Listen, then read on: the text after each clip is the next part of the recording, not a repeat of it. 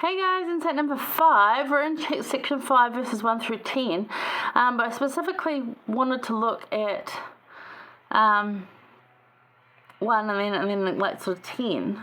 Maybe not so much all the bits in the middle, but let's have a quick look. So verse 1 says, "Behold, I say unto you that as my servant Martin Harris had desired a witness at my hand, that you, my servant Joseph Smith Jr., have got the plates of which you have testified and borne record of that you have received of me." So you've got them back.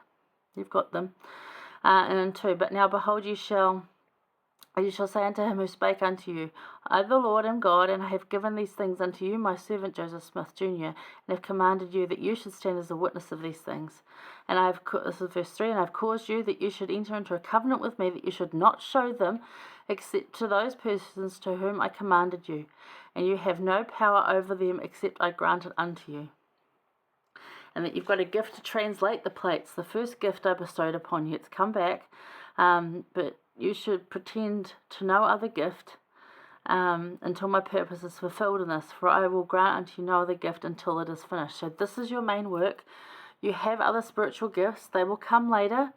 Your understanding will grow, but you need to do this first. Verse 5, "I say unto you that woe shall come the inhabitants of the earth, and not hearken unto my words." 6, "Go thereafter ordained to go forth and deliver my words to the children of men." And 7, "Behold, if they will not believe my words, they would not believe you, my servant Joseph, if it were possible that you could show them all these things which I have committed unto you." So as I said in the last one, even if he had the gold plates out on a display saying, "Look, I found these and they're legit," people still wouldn't have believed. There's more to a witness, and go watch insight number 4 for more like what constitutes a witness. Around that. 8, "Oh, this believing and stiff-necked generation, mine anger is kindled against them, because they trust man over God." 9, "Behold, verily I say unto you, I have reserved these things which I have entrusted unto you, my servant Joseph, for a wise purpose in me, and it shall be made known unto future generations." So again, that wise purpose in the Lord, don't know what it is, but wise purpose, well, still being rolled forth. It's still being made known. We don't know the entirety of it. We don't know all the things, but it's still coming. And 10, "But this generation shall have my word through you." And you're like, wow, that would have been a lot. So these verses teach us about Joseph's role in our day and our life. How do these words teach you of Joseph's work to do? There's a lot for him to do. There's a lot for him to learn. And it's the same for us. There's a lot for us to do. There's a lot for us to learn. It's going to look different. We don't have to translate a book. We have other things to do. We have to get our testimony of that book and share it with others. And in a lot of ways, that's harder sometimes.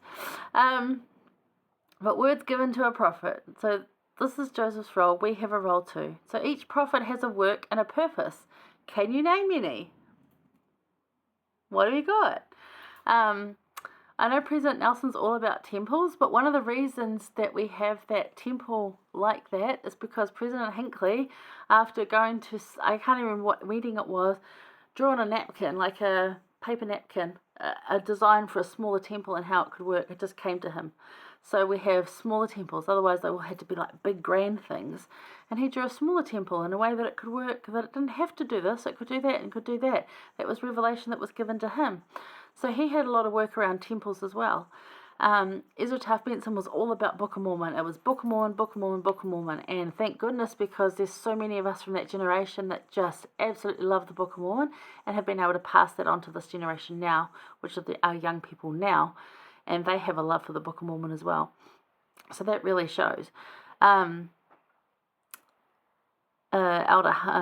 Hunter was all about temples. Loved temples. Go to the temple.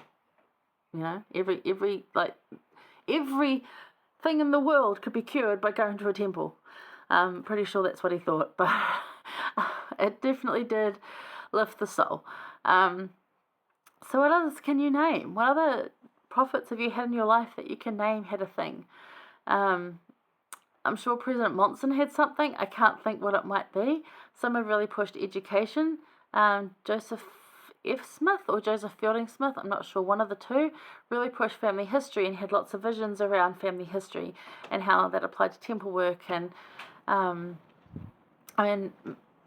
Brigham Young, his whole purpose was to get the saints across the plains because he was hardy and strong and he knew pain He's well acquainted with pain, and I think him leading, they could see, look, here's our prophet walking in pain. If he can do it, we can do it.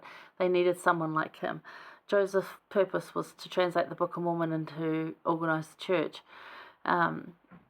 There's different prophets for different reasons, for different lengths of time, and there is absolutely no coincidence as to when they're there, what they're there for, and how we have them in our lives in that period of time. That is all divine design, and it's quite beautiful. Verse 10 is very straightforward. How do you think Joseph felt about the sentence and calling? Because he's still new to this. He's like, it's my job to bring this work forth for this time? Wow. And he knew, he said that, because they were saying about church, like, oh, it's only going to be a small church. And he says, no, like, by the time the Lord's done with this work, when the Lord says this is done, it will reach every corner of the earth, every clime, every something or other, something that is a quote, and I can't remember what it is. He knew, and the enormity of that must have been quite incomprehensible even to him, being that he hadn't even travelled like more than a couple of days by horse and cart, to think that it would be over all the world. And it's showing, it's getting to that point where it is going to be over all the world. It's interesting the way politics works, and we might not like politics, but the way that it works and the things that happen under certain leaders, I'm just waiting for China to open up. I could feel it bursting to open. The temple work for Chinese people already coming through on list names. We've got a temple announced in China. They haven't broken ground or anything yet on it, but it's announced. There's so many people in China, and India's just surpassed them as far as population. India now has more people in it, and the temple is there, and the gospel is there. Those going to serve in places like Papua New Guinea and some of those more flung regions that are just hearing of Jesus Christ and his gospel cannot be baptized quick enough. So I can't imagine what it's going to be like when it opens up to having missionaries and being able to be baptized and everything. That's going to be kind of crazy and kind of cool, and Joseph knew this was going to happen. And I think it will happen in my lifetime. I think I'll be a bit older, but I think it will happen in my lifetime, and I'm looking forward to seeing that, and it's part of the blessing that we get to live in these last days. These are all things prophets saw, and we get to live in it. It's such a huge blessing, even though it's super, super hard, because isn't it? It is so freaking hard, and yet, I know it's going to be good. So anyway, words given to a prophet, that's sections 3 through 5. I do highly encourage that you read through Saints at the same time. As I said, it's an easy read, whether you do it electronically or from an actual book. Highly encourage that. And you have a great week out there. You stay safe, everybody. This has been a great discussion. I hope you've really got something out of this week and really learned something about what it is to be a witness, how we can better support our prophets, how we can better just have a better attitude about maybe not getting the answers we want right away, and having a bit more faith in God, trusting God over man. Definitely the way to go. All right. Love you guys. See you later. Stay safe.